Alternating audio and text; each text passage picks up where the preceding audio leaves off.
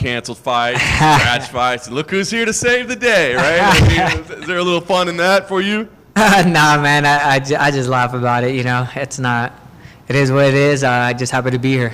Nice. How did this one come about for you? I mean, obviously you fought just 8 weeks ago, so how did your name get in the mix, and how did this all come together for you?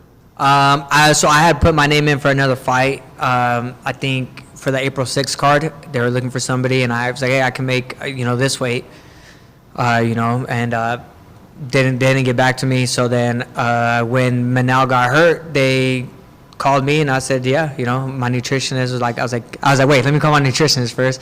And then she's like, okay, yeah, we can do it. So then, yeah, we got it done, easy. Very nice. So you were trying to fight even sooner than this. Was it just, you know, trying to stay busy, or was it like a little bitter after the last one, or why did you want to get back so fast? I mean, a little bit of both. I mean, I tell people all the time, I'm a sore loser, so I fucking hate losing.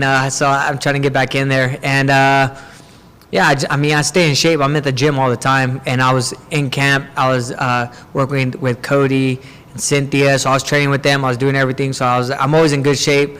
So yeah, I was just happy to try to get back in there as soon as possible. And then they offered me that June 15th fight. I said yeah, but I was like, in my head, I'm just stay ready in case something happens. And you know, this opportunity came up. Nice. So are you still like in on June 15th, or? We'll see how this fight goes. You know what I mean? See injury, but yeah, I'll be down. The more active I am, the better. I like to be active. Obviously, when I first got in the UFC, I think I fought 5 times under Zuffa. Was very active, you know. So that's my goal, to get back to that and keep going. Nice. April 6th, was that going to be a 35 fight? No.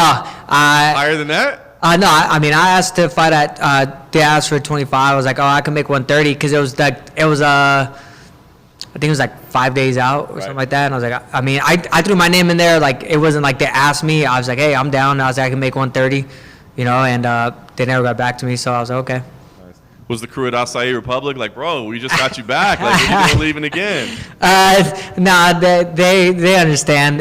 They hold it down for me, because, like I said, without them, that shop definitely wouldn't be running with me being there. They do a good job of keeping me on my toes and keeping me accountable for everything. So they do an awesome job. That's awesome, man. All right, we'll talk about Matheus as an opponent, kind of, you know, what this fight presents for you as far as challenges. I mean, Matheus, he's a super nice guy. I've met him a few times, actually. He's actually been over to my house. Yeah, because one of my roommates used to train with them and stuff like that. So he's been at my house before and stuff like that. Like, him and his wife, they're super nice people. I mean, it's just business. I fought a couple friends in the game before, you know. So for me, it's just business. I mean, we're not the best of friends, we're acquaintances, but he's a good guy. I think he's a hard fight for anybody. I mean, there's 2 different Nicolaus you get. You get the one that's kind of a little passive, you get the one that's aggressive, but they're both good. Very, you know, good record, good jiu-jitsu, comes from a great camp. So, I mean, it's a tough fight, but I feel like I'm ready. You said, like, you're not best of friends, but you are acquaintances. When you have matchups like that, do you reach out to the guy to just be like, hey, man, just to let you know it's nothing personal, or do you just? Nah, I think he understands it. I think everybody in this spot knows that it's about business, you know what I mean? This is how we feed our family. This is how we make our money. So, you know what I mean? Like I said, he's a great guy. Him and his wife are great people. And I had nothing but respect for him in that camp as well. And like I said, I'm excited to show what I can do. Nice. Flyweight division is kind of crazy right now, right? You know what I mean? With everything that's going on. So, like, I know you've had a couple setbacks and been out for a while, but I mean, are you looking at this as a big fight? Because it's 2 key ranked opponents, you know, in a main event. Like, this could have some real impact in the division. I feel every fight's important, right? Like, the next fight's always important. The one after this would be important. I feel like in this division, any fight can get you a title shot, you know. So, I mean, who knows? Maybe I'll go out there, have a great performance. Maybe I have to fight 1 or 2 more times, you know, maybe 1 more time to get back in that title hunt. But like I said, I just keep fighting until they tell me what's next, you know what I mean? So I'm not really too worried about it. But like I said, this division, anything can happen.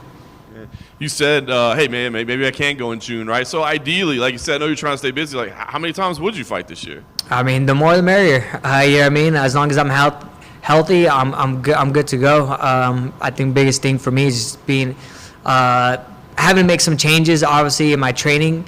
I'm not as young as I used to be, so just making some training, putting recovery a little bit more ahead of certain things, you know? So I think that's what kind of this last couple of layoffs and the fight cancellations kind of brought to me, was like, hey, I got to focus more it's not always about the grinding. It's sometimes about the recovery stuff. So I've been doing a really good job with that, especially with the help with the UFC PI. You know, I bought a house out here, so I'm out here probably once a month. You know, just getting fixed up, making sure no major injuries, staying on top of everything. So I think that's helped me a lot.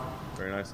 Last thing for me, you said it. You know, there's kind of two versions of Matheus as an opponent. So I don't know if you're able to instill your will. Like, what kind of fight do you think we see? I mean, do you want to go out and get something dominant like you've had, or is this you expecting a grind? Like, what kind of fight do we see? I'm expecting a grind. I mean, he's tough. I mean, like I said, Perez and these guys have been there for a long time. I'm pretty sure they have a great game plan. You know, come from a great camp. So I'm expecting them to be tough. I'm expecting a 25-minute war. You know what I mean? He's a tough guy. He has knockout power. I've seen him drop people. You know what I mean? I've seen him, like, people don't understand. Like, I've watched him since, man, I think he fought Louis Samoka back in, I wasn't even in the UFC yet, I think, or maybe getting in there. So I've watched this guy fight a lot, and I've seen what he can do. I've seen his best versions of him, of this guy. You know what I mean? I think he lost to Brandon Royval, and man, I think I forget who else he lost to, but I mean, I think he's like 19-3, something like that. So he's a tough guy. So I'm expecting the best version of himself. Old school name, by the way, Dustin Ortiz. That's what I thought. I couldn't remember if it was him or not, but yeah, some old school guys. He's been in there with some of the best guys in the world from, the first generation of 25ers to even now. So like I said, I'm expecting him to come out the best he can come out, and I think he's going to be more aggressive, especially because I took this fight on short notice. So I think he's going to be very aggressive, and you know what I mean. I welcome that kind of fight. Hey, Alex, was it kind of bittersweet to, when Manel pulled out? Obviously he talked a lot of shit when when you guys were scheduled to fight, and then he pulled out, and then you replaced him. So was it kind of bittersweet? No, man, I don't pay attention to any of that. Like, I know he talked a lot of smack. Everybody's different. Everybody in the sport. I know guys that have to hate your opponent to fight. You know what I mean? Be like, I fucking gotta hate this guy. Like, yeah, I can care less. Like, whatever he says online, whatever he says on social media, to me, anybody, just not Manel, but anybody, it doesn't really bother me, because as long as you respect me when we're face to face, it's cool. If you don't like me and disrespect me in my face, I probably won't even do anything, right? If you come at me, start trying to fight me, that's different, right? But even if you don't like me, like, as long as I'm cordial with people, like, I'm not the best friends with people, but I'm pretty cordial. It's pretty hard to get me mad, get me ticked off. So whatever people say, people have asked me that question, like, how does it feel? I'm like, oh man, it sucks. Hopefully Manel heals up, man. He's a good addition he's a good person in the division. And I've talked to him outside, he's a good person. That's the way he wants to make money, sell the fights. That's great. That's on him, I'm not going to put another man down for what he's doing to, provide for his family. It's not the way I am. I'm quiet. Really don't talk too much smack. I do my own thing, and some people have to do other things to motivate themselves. That's great. I mean, I'm not too worried about what people say, so it doesn't really affect me. Is it nice to have the flyweights headlining a card? It's kind of a rare instance. Yeah, man. I feel like the flyweights don't get enough credit, I feel like everybody in America feels bigger is better, But once those guys get past the big guys get past the first round, man, it ain't too much more in there, At least it's flyweights. We can go at least 15 to 25 minutes, and it's gonna be a fast-paced fight. And I guess just what were your thoughts when Steve Erceg got the title shot?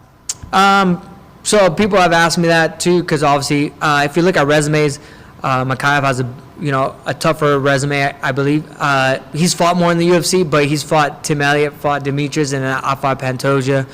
I fought Davison, and then I've also fought Pantoja, so he beat me. But in this sport, you're just as good as your last performance, you know what I mean? Like, it doesn't matter what you did. Like I said, Steve went out there and did his job. He fought a ranked guy right out the back, beat him, then finishes Alessandro, and then comes in and finishes Matt Chanel, right? That's very impressive. Matheus went in there, and I'm coming off the couch after a year layoff, and it was a hard fought. I thought I won the fight. Obviously, the judges didn't see it that way, and I can't disagree with them. You know what I mean? But it wasn't his best performance. So this is also a business, so I understand. Like, hey, this guy's going in there putting people to sleep. Well, let's give him a shot. Why not? It's all about. So it's a business, but it's also fighting. But I think you're as good as your last performance, and he went out there and looked great. So when it's all said and done, who wins next weekend? Man, I give it to Pantoja with the experience, but Steve, he's tough, man. He has very crisp boxing. I was watching this with Chanel. He pulled that hook right out the back, and Pantoja has been shown to get hurt. And Steve, I seen him during fight week, and he's a big dude. I think I'm big for the division. He's tall, lengthy, has very good boxing. You know, it's hard to say how he is in the ground and stuff because no one's taken him there yet. Like I haven't done any study on him, so I don't know if he's ever been taken down or anything. But man, he was looking like a stud. And but I got to go with Pantoja with experience, and he has a great camp at American Top Team. So I got to go with that. I know they're going to game plan well. I know Pantoja's been wanting to fight in Brazil.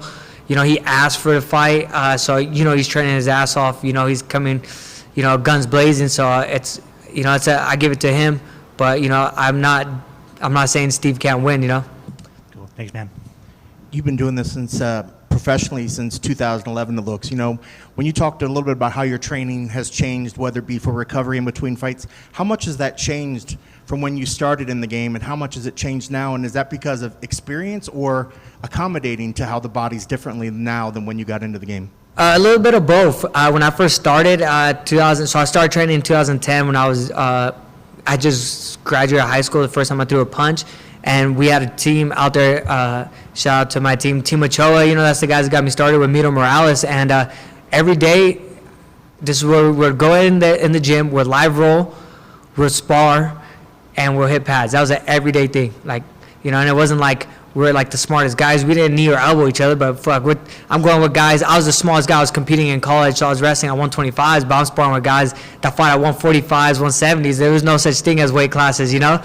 And from that to moving to Team Oyama, just seeing how they trained under Colin Oyama, the drilling, the bag work and stuff. We didn't do that when I was at my first team, right? Not because of anything, just because, you know, we were just young in the sport, you know? And then going out there, learning how to drill and stuff like that. So I had to adjust training to that. And then being young, still being able to train 3-4 times a day and be like, oh, I'm good, you know? And then from that to now, it's a little bit different. Like, okay, I can train twice today. Tomorrow I can train 3, but then I got to do recovery here and there. So just from experience and just the game has changed so much from 2010 to now. Like, it's growing so fast. So training methods are training all the time, and I think that just kind of helped me do everything as well.